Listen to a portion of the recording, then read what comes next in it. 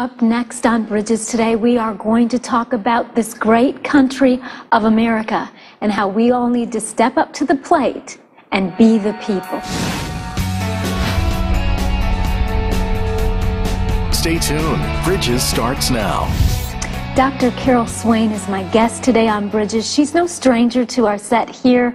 She's a Vandy Law professor, woman of God, and she loves this great country of America. And Dr. Swain, it's good to have you here. It's a pleasure to be back, Monica. You know, I love to have you because you have so many, I think, just honest and real things to say about this wonderful country. And really, you do love America, don't you? I do. I am a patriot at heart, and I love God, I love country, I love family. And so it really saddens me when I see the direction we've taken as a nation. Yeah, because it's not a toward God direction that we've taken. And you talk about so many issues that are so important to this country in your latest book, Be the People.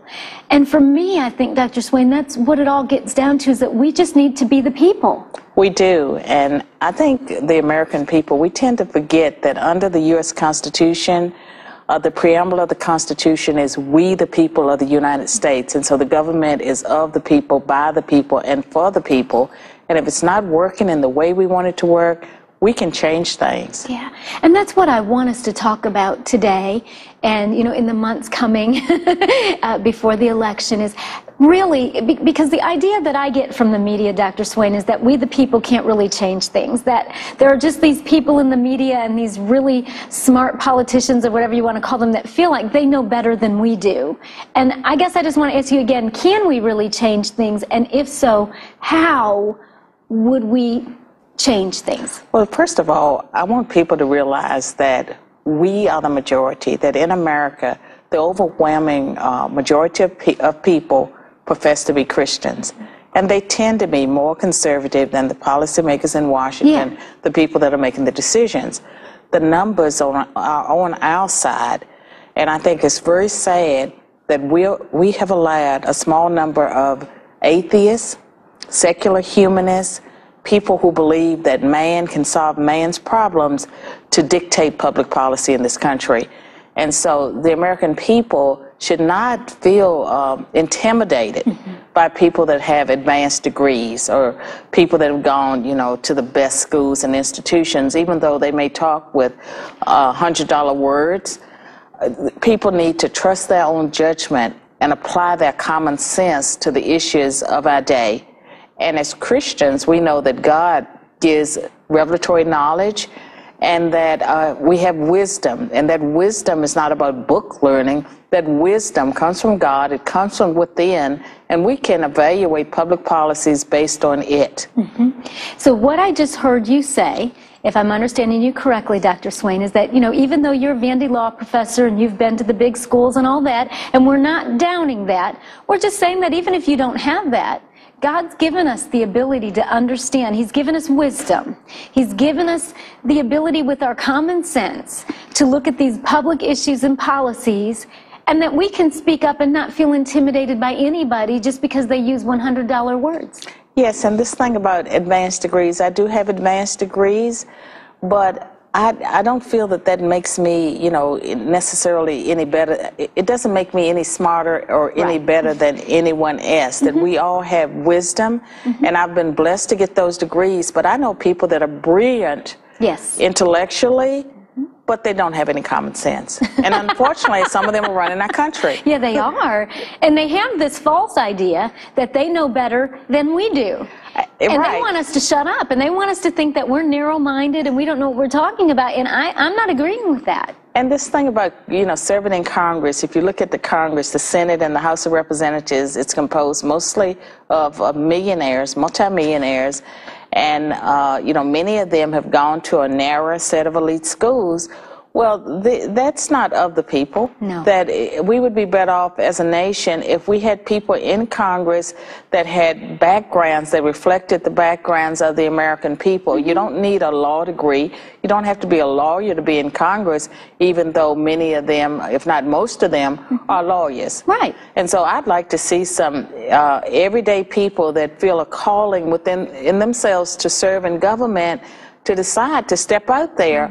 And whether it's at the state level or the county level, or if they feel called to go to Congress or the House of Representatives, they do need to learn everything they can about campaigns and elections. Sure. They need to surround themselves with the right people, but they may need to step out there. I do believe God is calling people into areas where they may not have ever thought about going before, but they're needed there. Yeah, well, because if we look at what's there right now, Dr. Swain, it's not working. I mean, regardless of what anyone says, all those millionaires and lawyers and doing whatever they're doing, I'm not happy with the direction that the country is going. And you're saying that maybe somebody that is watching right now, that maybe they've been a carpenter, they've been a plumber, they've done some other type of work, but they feel like they want to be a part of the solution of this country, to learn what you need to about government process and campaigns, but that maybe God has called some people like that. And you know something too, like for the viewers, they may not know that at one time I was a high school dropout. I've worked in nursing homes, I've worked in a garment factory, I've had just about every kind of low-wage job. But God called me and ordered my footsteps in such a way that I became a university professor. It's not something I grew up wanting to become a university professor. I want people to trust the call on their lives. And even though people around them may laugh and think that whatever they're feeling inside that they should do, that it's impossible, it's ridiculous, I want them to trust God and to believe that God can do, you know, we know exceedingly abundantly above and beyond all we could ask for and hope for. But sometimes, you know, he takes those people at the bottom and he raises them up. And when he raises them into position, it is to speak with a different voice to the powers that be. And I think that there are millions of people out there in America that God is calling into service in these last days, and they need not be intimidated. They need to step up to the plate and be the people. Amen. Because that's really what it's all about. It is us being the people, what God has called us to be. And really, when you think about it, so many times if you read through the Bible and if you even look at American history, the American dream is that anybody can become anything that they want to be if you work hard enough. Right. And if we study, the idea of America was never just that the intellectual elites and that those that go to those narrow schools would be telling everybody what to do. That was not the idea. Yes, I think they ought to be able to serve too if they can win a campaign, but it shouldn't exclude the rest of us who don't meet those criterion. And that's right. And often, you know, politicians use deception. Yeah. They say whatever they feel that they need to say to get into office, and once they're there, they forget about the people, and they come back right before an election and campaign, and they have all of these stories and tales. I think the American people need to well, to the extent possible, and this is possible because there are organizations that track and monitor what politicians do, and so the average person doesn't have to go out there and get the voting records and look at what a member of Congress has been doing for the last 2 years. They can have organizations that track members of Congress, their voting records, state legislators, and can keep them informed. And so they know which politicians to work against, not just vote against, but to work against, to organize, and write letters to the editor, recruit other candidates, maybe run yourself. But some of those people need to be ousted from office, and it's up to us, the American people, to stand up and do it. All right. So if I'm understanding you correctly, Dr. Swain, you're saying that as an individual, if I want to be the people, I don't have to study everything about these candidates and their voting records, but that there are organizations who do this for a living. Right. So I don't have to reinvent the wheel. I can just go and at a glance look and say, oh, Susie did this. Yes. Joe did that. Right. This person did this, and I don't like it. And I think they need to be ousted from office. So I can write to the editor, even though you know, the average person might feel like, oh, I can't go out there and do a TV interview and go out there and do this. We can write to our editors, we can send letters, emails, and get our voice heard, because we might bring to someone's attention something that's going on. And we can volunteer, we can give money, and some of the organizations that track would be the Family Research Council in Washington, Eagle Forum, Family Action Council here in Tennessee. And those are just 3 off the top of my head, but there are organizations out there that are monitoring and watching very closely what politicians in Washington do. And for those that have deviated from Judeo-Christian values, those who are leading the country in the wrong direction, engaging in so much the pork that leads to the deficit spending, we can identify those people and we can replace them with individuals that show more restraint and common sense. Well, because we need some people that have common sense. We because, certainly you know, do. The example that we're getting is that you can spend, and there's not a consequence. But, you know, we working American people, that's not what our lives are like. If we spend more than what we make, we lose our homes. And the government can't continue just to print money, because when the government just prints money, No. you end up with all this inflation and the situation we're in now. Nor can we continue to just borrow money from China. No. If you look at, if you read the scripture Deuteronomy 24 that had 28, Yes, Deuteronomy the blessings 28 and cursings. that has blessings and curses. Some of the curses is, you know, that the stranger among you will become the head and you become the tail. He'll lend to you and you become the borrower.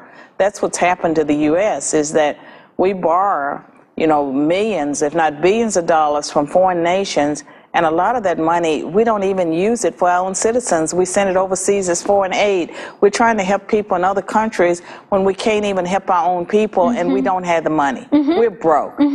And they keep using words like they need revenue.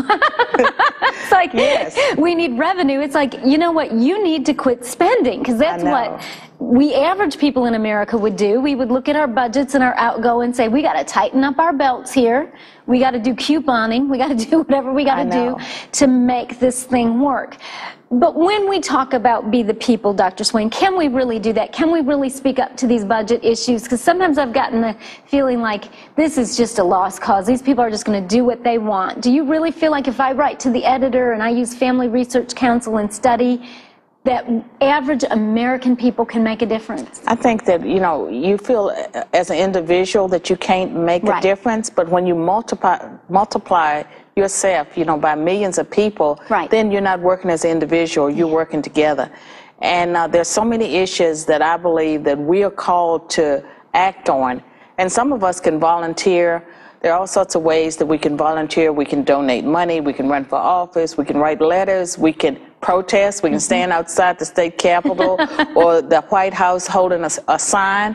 These are things that we can do, and I believe that we're called to service, but there's something that everyone can do. That's right. Every Christian, and that's pray. And some of us are prayer warriors. I mean, that we really know how to reach God because, you know, we are constantly in His presence, and so it's not hard for us to pray. I don't discount the role of the prayer warriors. We need those people that are in their prayer closets. Those that know how to pray effectively, we need them too. Yeah, because America needs our prayers. And I believe God wants to hear from us. We've got to take a break, but we want you to stay with us. When we come back, we're going to take a greater look into this book, Be the People by Dr. Swain. We're going to talk about this great country of America and how you and how I and how all of us can join together and really be the people. Don't touch your remote.